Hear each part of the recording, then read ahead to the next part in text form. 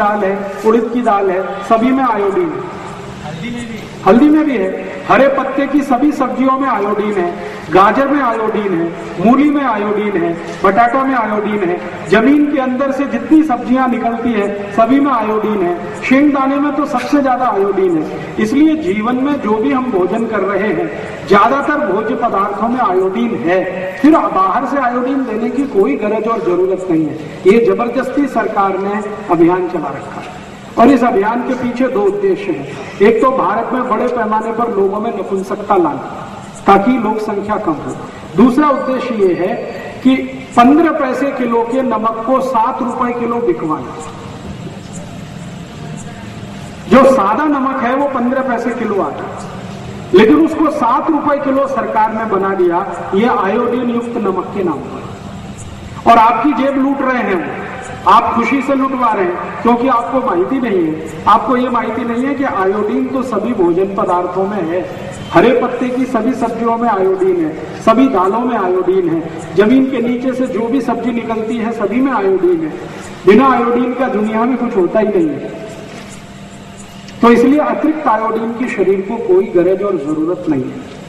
लेकिन अगर अतिरिक्त आयोडीन शरीर में आ जाए तो नपुंसकता आ जाती है, ये पक्का है।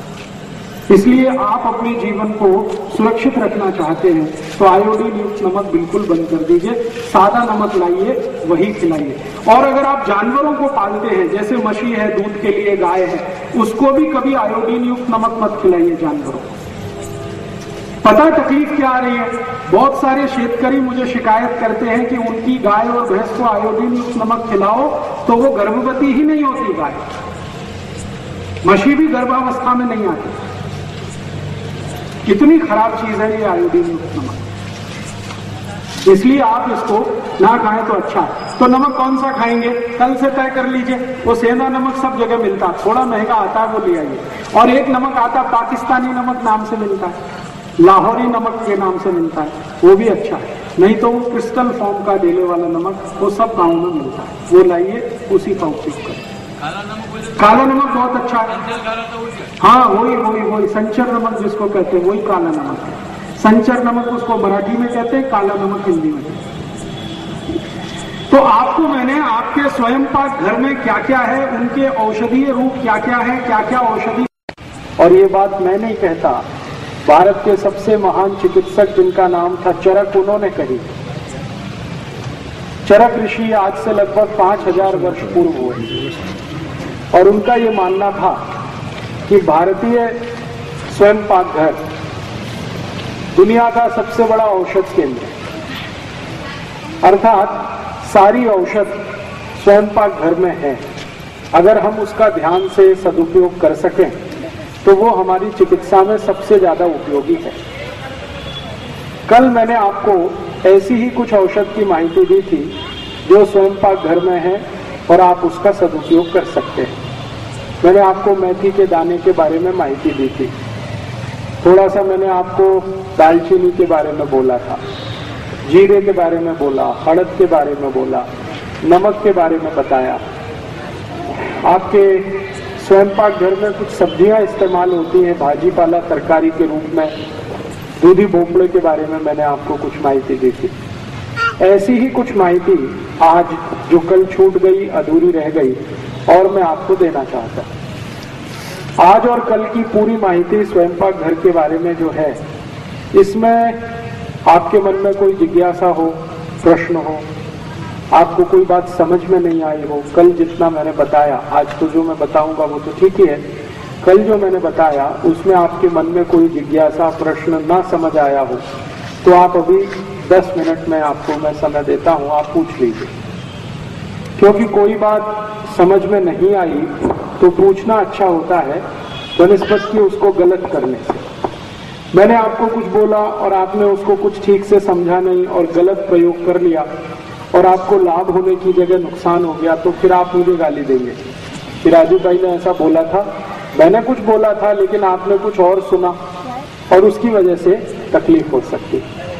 तो कल जितना मैंने आपको बताया है, आपके मन में अगर कहीं समझ में नहीं आया हो, कोई जिज्ञासा हो, प्रश्न हो, तो तुरंत पूछ लीजिए। 10 मिनट के बाद फिर मैं नया विषय शुरू करूंगा।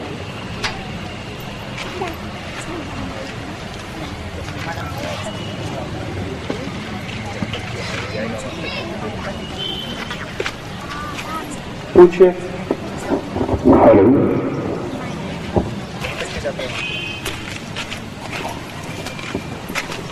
इसको कुछ पूछने को तो माइक भी आ गया, थोड़ा विचार दे कहीं।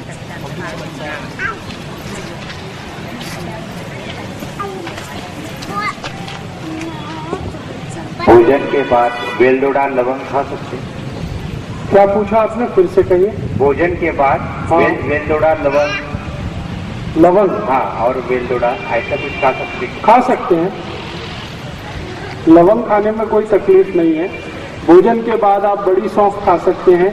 भोजन के बाद छोटी सौंफ खा सकते हैं। लवंग खा सकते हैं।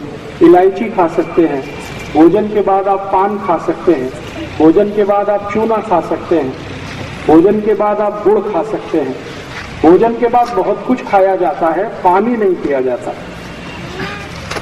कल आपने वो चूना बताया था पेट जी में, जी, वो प्रयोग किया तो उसे लगातार करने से फायदा हुआ कुछ?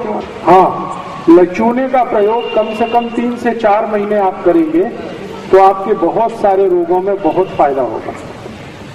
चूने से जो रोग ठीक होते हैं, आपको कहीं भी घुटने का दर्द है, कमर का दर्द है, या तो मनके का त्रास है, आपको कहीं भी नींद अच्छी नहीं आती है, सुबह उठते पे आलस्य बहुत रहता है, शरीर में फुर्ती नहीं है, चुस्ती नहीं है, भूख अच्छी नहीं लगती, शरीर बहुत बारीक है, अच्छा भोजन करने पे भी वजन नहीं बढ़ता है, ऐसी सभी बीमारियों में चूने से बहुत लाभ होगा आपको।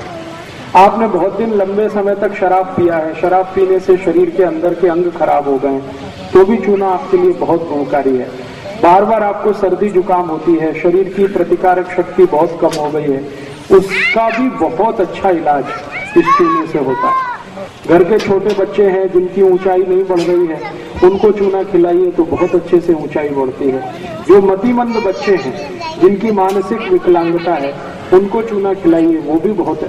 तो चूना मैंने 48 रोगों में उपयोग करके देखा है, बहुत अच्छे परिणाम इससे आते हैं। और इसका साइड इफेक्ट सिर्फ एक ही व्यक्ति को होता है, कोई स्त्री भी हो सकती है, पुरुष भी हो सकता है। जिनको मूत खड़ा की शिकायत है, उनको कभी भी चूना नहीं खाना चाहिए, उन्हीं को इसका साइड इफेक्ट होता है, बाकी किसी को नहीं होता। जिनको भी मूत खड़ा की शिकायत है, अगर वो चूना खाएंगे तो मूत खड़ा और ज्यादा होगा और उसका साइज बड़ा हो जाएगा। अगर वो मान लीजिए 2 मिलीमीटर का है तो 5 मिलीमीटर हो सकता है, 5 मिलीमीटर है तो 10 हो सकता है। तो बस एक ही लोग हैं, व्यक्ति हैं, स्त्री या पुरुष, जिनको चूना नहीं खाना चाहिए, वो है जिनको मूत खड़ा। पहले मूत खड़ा की बीमारी ठीक कर लीजिए, उसके बाद आप भी चूना खा सकते हैं। एक आंख से जरा भूखापन दिखता है, उसमें कौन सा उपचार करना चाहिए? ये तो मैं अभी आगे बताऊंगा। कल मैंने जितनी बात कही है उतने पे प्रश्न करिए। और पेट की एसिडिटी, गैस, एसिडिटी का कल मैंने बताया था, सबसे अच्छी दवा है जीरा। जीरे को पानी में डालिए, पानी को उबालिए, उसको फिर हल्का ठंडा करके पी लीजिए, तो एसिडिटी की सभी तकलीफ आपकी खत्म हो जाएगी। और पानी का जो नियम मैंने बताया है, खाने के 1.5 घंटे बाद पानी पीना, पानी हमेशा घूंट घूंट भर के पीना, थोड़ा थोड़ा करके पीना, सुबह उठते ही सबसे पहले पानी पीना, और ठंडा पानी कभी नहीं पीना। ये 4 नियम का पालन करेंगे तो कभी जिंदगी में एसिडिटी नहीं आएगी।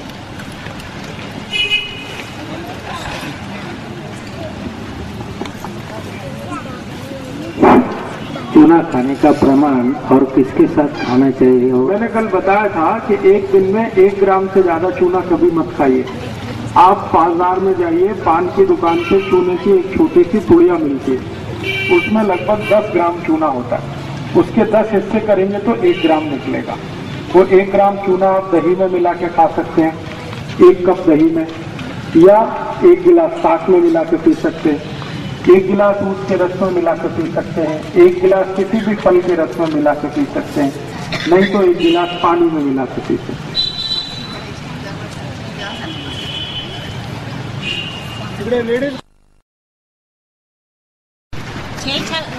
6 साल का लड़का है, उसको चूने का एक शुरू करना है, तो वो पानी में तो नहीं लेंगे, तो दही में, साग में, नहीं तो कोई जूस में, और वो किसी में नहीं लेता है ना तो दाल में उसके मिला दीजिए। दाल में या सब्जी?